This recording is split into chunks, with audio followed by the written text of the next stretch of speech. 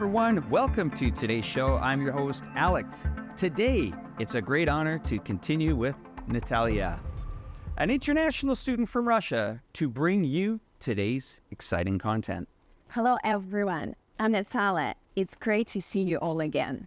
In today's program, we're going to see young people from around the globe come together to discuss innovation and entrepreneurship. We'll listen to Professor Lin Chongqing take on the so-called overcapacity theory. Plus, meet Purdy, an Australian guy working in finance in China, and join American vlogger Jerry on his tour of a fully automated car factory. Natalia, as an international student, do you get the chance to participate in any youth entrepreneurship projects at school? Yes, I did. I participate in international innovation and entrepreneurship competition in the Twin Cities. Well, what's your view on youth entrepreneurship? I think it's very important embracing yourself at the very young age, which gives you opportunity to see the real business world. Thanks for sharing that with us. Recently, Chongqing hosted an event called the 2024 Asia Youth Dialogue. Over 40 young people from China, Singapore, and Pakistan discussed innovation and entrepreneurship. Are you interested to know more about this? Of course, I'm very interested in hearing the perspective of my peers from all around the world on entrepreneurship. I think this is kind of exchange can really broaden our horizon and open our minds. Well, let's check it out through this video.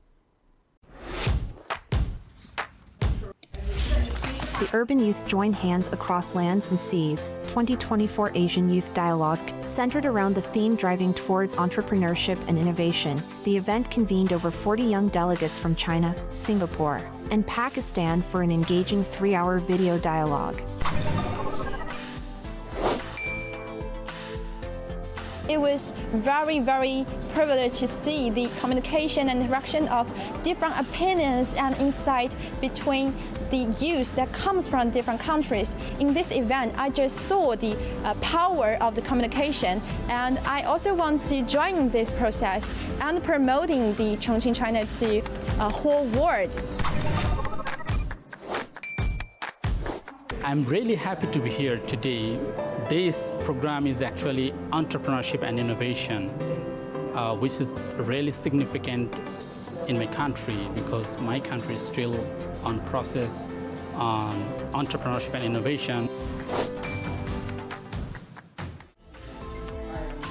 What impresses me the most is the new perspectives that I got, how international the conversation was, and how different the countries are and how they interact differently with the same topic. The internationality of this conversation was impressive to me. I really liked it.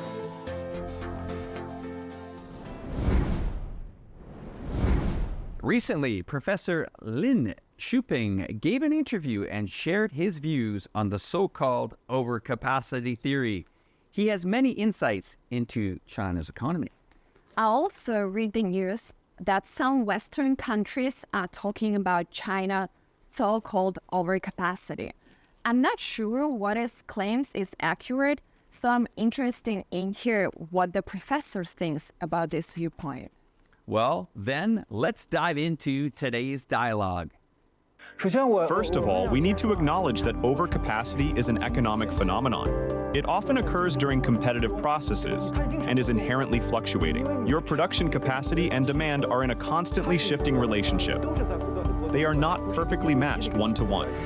Thus, when demand is lower at times or higher at others, production capacity cannot achieve a one-to-one ratio. Therefore, we need to understand that this so-called overcapacity is often a normal phenomenon in economics. For example, consider the current situation with semiconductors. You'll notice that the United States aims to increase its global production share from 12% to 20% or more. Europe also plans to raise its production from 3% to 10%. South Korea aims to build the world's largest semiconductor industry cluster, while Japan plans to significantly develop its semiconductor manufacturing. You can easily imagine that in the coming years, if these facilities become operational, there will be an oversupply of semiconductors. So when everyone is investing heavily in this area, aren't they creating an overcapacity in semiconductors? Why is there no doubt about this? For China, why do we see it competing globally?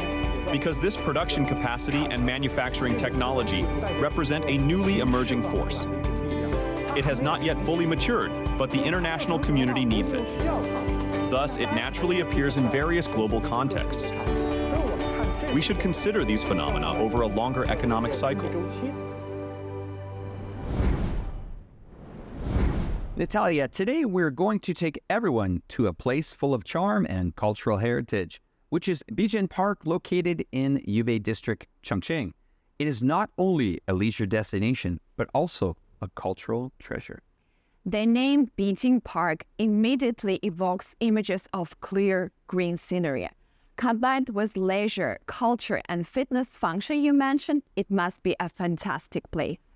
Let's follow iChongqing reporter James to explore the aesthetics of leisure life right at our doorstep.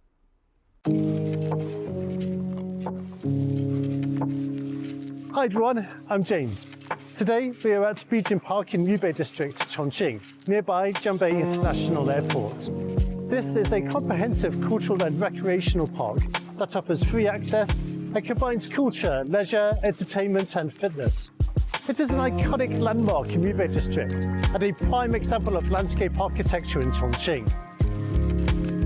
Bijin Park was first built in 1987 and then later expanded in 1993, reaching an area of over 33 acres.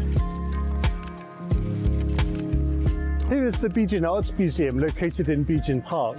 It mainly showcases and promotes contemporary artwork, so let's go inside and take a look.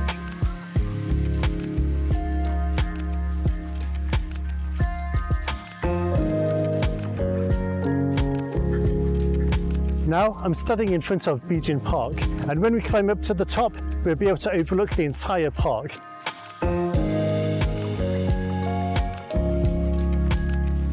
From here on the top floor, we can just relax and enjoy the beautiful scenery. Down there, we can see gleaming lakes, lush trees, there's a stone bridge and boating activities. And in the distance, we can see a bit of Chongqing Jiangbei International Airport and watch the takeoffs and landings. Next, we're going to explore the Baoshu's 72 Professions Exhibition Hall, which is themed around traditional occupations in the Baoshu region, and displays 79 sets of sculptures with 108 characters and props.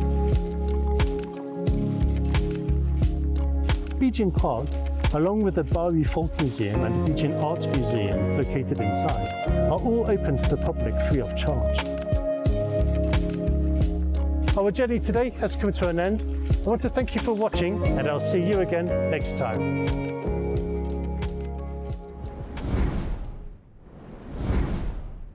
In today's Faces of Chongqing, we meet Purdy, an Australian guy who has been working in blockchain and finance in China for 8 years.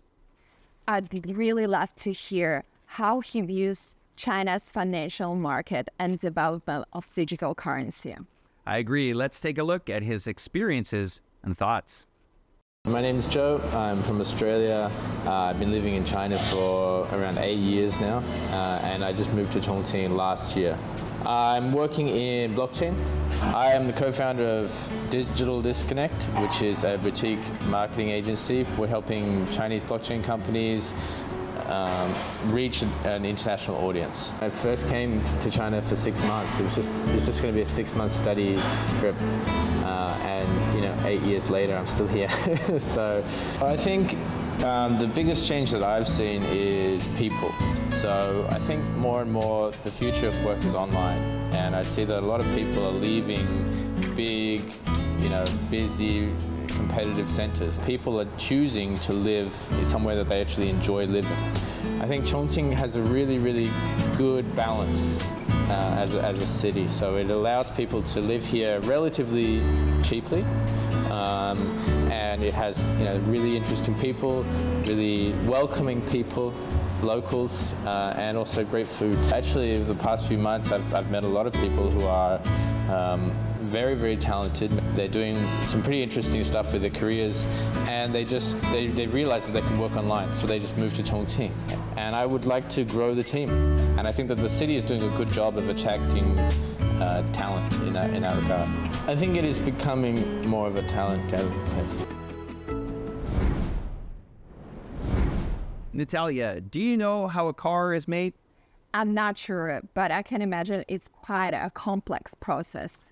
In today's Vloggers in Chongqing, we're joining Jerry as he explores a fully automated car factory in Chongqing to learn about the car manufacturing process. What does fully automated car factory means? Does it mean cars can be produced automatically?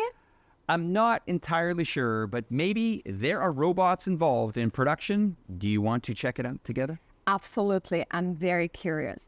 With your curiosity in tow, let's watch Jerry's vlogs. Hey, welcome back everybody. So good to see you all here.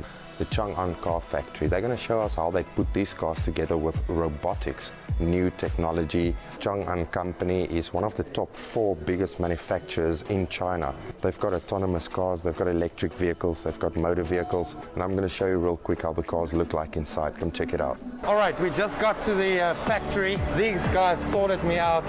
So I've got the hard cap. We need to wear the face masks in this factory. But listen, right off the bat, look at this robot machine behind me. It's just pretty cool to see these robots working, putting these cars together. I can tell you guys, it's super, super clean in this factory. It's insane. These are chassis right behind me, obviously being built. You can see some welding going on. Robots everywhere, it's arms. There's obviously people operating these robots, but it's insane to see this. They've got a control room right here in the middle of the factory, and this is where they see where everyone is busy working at currently. That's on the line right here today. This is really pretty cool, man. They are so well organized, and I can tell you guys this, they take safety really serious in this car factory. What do you reckon? Absolutely bonkers. This is bonkers, Hey, right? I'm looking at it thinking, I've only seen this in sci-fi movies. Right. And I'm looking at it in real life. It's crazy, right? Unreal. Wait, we're gonna go upstairs now and see how these robots are working on the cars from the top. So let me take you there. Ladies and gentlemen, listen. This is China, and this is the future.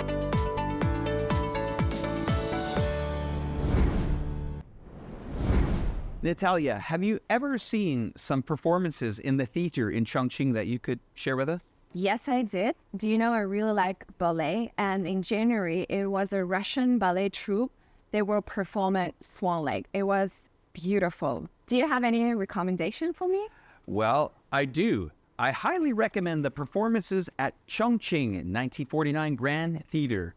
Recently, a vlogger on TikTok posted about a show there, and the 360 degrees rotating stage blew him away. Well, the vlogger got over 70,000 likes, with one commenter saying, Chongqing is really a city from a parallel universe. It's absolutely amazing. Another commenter who posted 9 crying emojis said, I legit started crying because I want to be there so bad. God, please. Alice, thank you so much for your recommendation. I wasn't aware of such an amazing performance venue in Chongqing. I will definitely check it out. I hope you enjoy it. That's all for today's show. Thanks for watching, and thank you, Natalia, for your wonderful insights. I'm your host, Alex. Thank you, everyone. Thank you, Alex. Let's meet, showcasing new Chongqing to the world. We'll see you next time. Goodbye. Bye-bye.